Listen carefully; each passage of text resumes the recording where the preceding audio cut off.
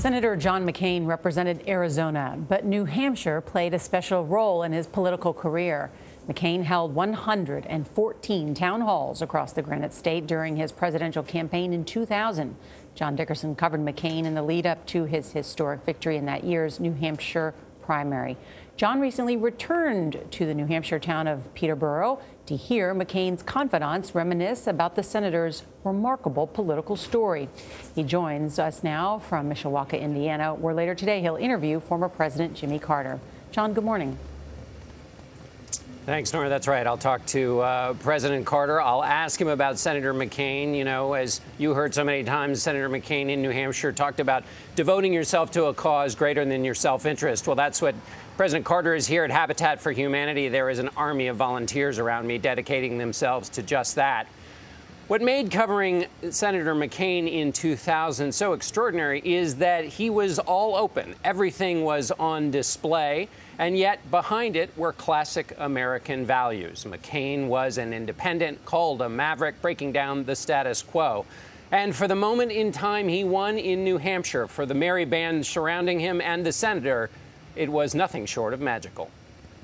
We came here for one of our first town hall meetings in the basement and served ice cream in hopes that we could get a few people out, and we got 13.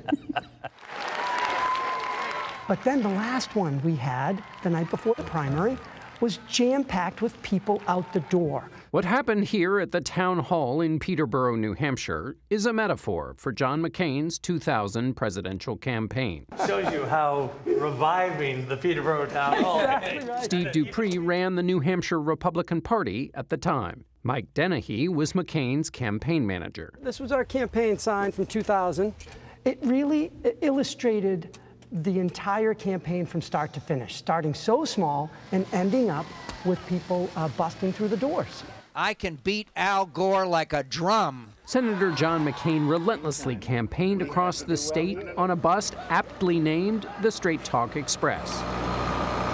It's 1999. Give me a sense of where the Republican Party is in the presidential race. Wide open. I just remember we had lots of candidates. The field of candidates included Elizabeth Dole, Dan Quayle, Pat Buchanan, and a president's son, Texas Governor George W. Bush. Our first poll here in New Hampshire showed me at 2% with a 5% margin of error. Now, what that could mean is 3% actually were against me. The Arizona senator often asked the crowd for sympathy. Because we have so little water in Arizona, the trees chase the dogs. You all think of yourself as sort of David and Goliath versus George W. Bush? Yeah, yes. The next president of the United States. George W. Bush had everything going for him. So it was difficult to get anyone's attention. But what we did get was John McCain's time, which was the most meaningful. McCain was a different kind of politician. He may have kept tubs of hand sanitizer on the bus, but he shook every hand. It's a wonderful time. Took every question. Questions? Yes, ma'am. You go, I like Republicans, Democrats, Libertarians, Vegetarians, Egalitarians. Yeah. There'd be people who would be a little belligerent and they'd yell and interrupt, and John would be very good. He'd say, if you just stop yelling, I'm going to call on you next and we can have our debate.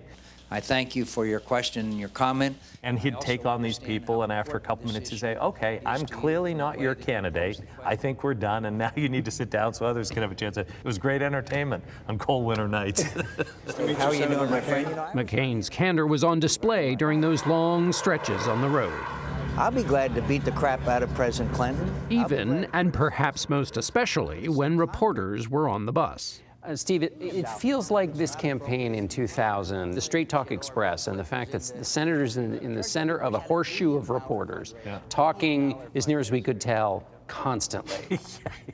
That feels like an age before the internet. It wouldn't be possible today. No, it wouldn't. And I saw John do this on the bus a couple times. He made some comment that I could say, whoa, that will not look good as a headline. He goes in and does the town hall meeting. He comes out and John Weaver talks to reporters and goes, Senator McCain would like to revise that statement a little bit, and back then people go cross out what he'd said before and took down the revised statement, and it worked. Did he have any flaws? None at all. Always out there to get Bill Clinton, and we're just Opponents about to seized catch on him, and McCain's then all of a temper, sudden calling the him dynamite goes Senator off and he's Hothead. off the cliff. McCain's team prepared him for criticism during this closed-door strategy session filmed by 60 Minutes. Senator, blah, blah, blah, blah, blah, you're a screaming hothead maniac, you killed a guy on the way here to the debate, you exploded every minute. Do you have the temperament to be president of the United States? Well, that really makes me mad. In the 2000 New Hampshire primary, McCain beat George W. Bush by an astounding 18 points. I think there's a feeling amongst the establishment that we might have interfered with the coronation. Mike, what's the political legacy of John McCain? He put the town hall meeting on the map. John McCain just made interacting with people, giving answers to questions, the legacy of a presidential campaign in New Hampshire. I want the presidency in the best way, not the worst way. After a blistering victory, McCain went on to lose in South Carolina. But for a moment in time, the insurgent took on the establishment and won. America loves heroes. John McCain's a legitimate hero. And I know he annoys a lot of people in his party. I think sometimes he enjoys it a little bit too much.